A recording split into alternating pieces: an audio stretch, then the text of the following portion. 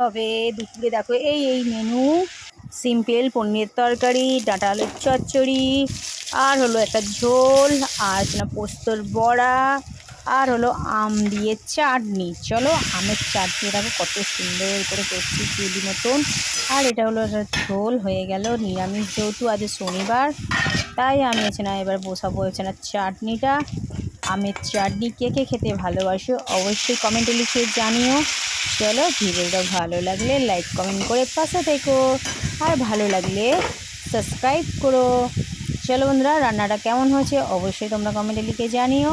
আর দেখো আজ এই থালা গোছানোটা কেমন হয়েছে বলো তোমরা।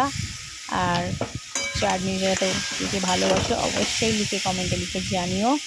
আর অসময়ে এই আম, কচি আম দারুণ লাগে। এটাও যেহেতু বাজার থেকে কেনা আম, খুবই ভালো, যেহেতু জেলি করার জন্য নিয়ে আসা হয়েছে, তাই পাকা পাকা কিছু আম সেগুলো দিয়ে চাটনি করা হচ্ছে। আর এই পোস্তর বড়া করা হবে, বড়াগুলো ছেড়ে দিলাম। এবার পনিরের তরকারিটা করে নেবো। পনিরটা তোমাদের ফার্স্টেই রেখেছি কাটা, তাই কাটানো রেখেছি। এবার তরকারিটাও করে নেবো। বাদ বাকি পুরো তরকারিটা তোমাদেরকে তুলে ধরবো। পুরো মেনু কী হচ্ছে পুরোটাই তোমাদের সাথে আবার ঘুরিয়ে দেবো। ভিডিওটা করে নিলাম, তাই তোমাদের সাথে শেয়ার করে নিলাম ভিডিওটা। বলো রান্নাগুলো কেমন হয়েছে অবশ্যই কমেন্টে লিখে জানিও।